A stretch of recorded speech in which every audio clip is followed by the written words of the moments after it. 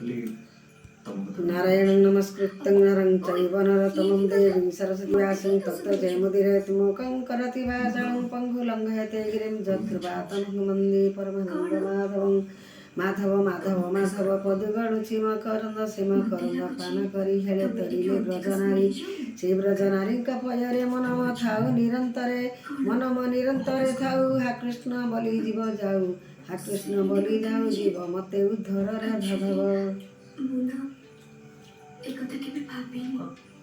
Hello friends आज गीता पढ़े जाए आपण मैंने आसंत शुणिए।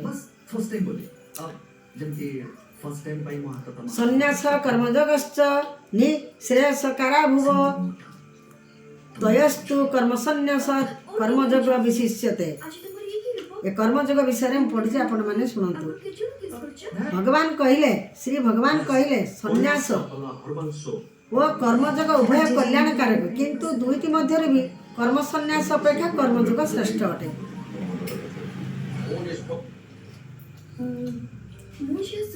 भगवान का सिद्धांत अनुसार प्रत्येक वर्ण आश्रम संप्रदायर मनुष्य सांख्य योग एवं कर्मयोग पालन करें कारण तांको सिद्धांत कौन निर्दिष्ट वर्ण आश्रम संप्रदाय अति उपर आधारित नुहे वरन ता समस्त उपयोगी चलित अध्याय प्रथम श्लोक कर्म त्याग करी विधि विधान पूर्वक ज्ञान प्राप्ति करिवार प्रचलित प्रणाली को अर्जुन कर्म संन्यास बोली कहले किंतु भगवान के सिद्धांत अनुसार प्रत्येक मनुष्य स्वतंत्र भावे ज्ञान प्राप्ति उद्देश्य सांख्य योग पालन करि परिबो एवं ताहा पालन निमंते कर्म को स्वरूपत्व त्याग करिवार कौनसी आवश्यकता नहीं।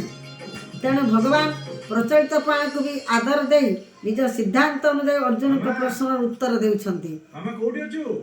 एठार सन्यासी पदर अर्थ सांख्य योग कर्म को स्वरूपत्व त्याग करिवार अर्थ सन्यास नुहे कर्म को त्याग करिवार स्वरूपत्व त्याग करिवार अर्थ सन्यास नुहे।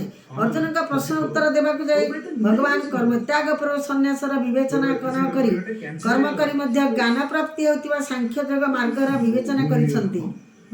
एही सांख्य योग द्वारा मनुष्य प्रत्येक वर्ण आश्रय संप्रदाय देश देश इत्यादि थाई प्रत्येक परिस्थिति रे स्वतंत्र भावे ज्ञान प्राप्ति करि परिबो अर्थात आत्मोद्धार करि परिबो।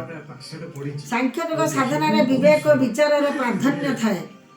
विवेक पूर्वक तीव्र वैराग्य बिना एही साधना सफल हुए नहीं।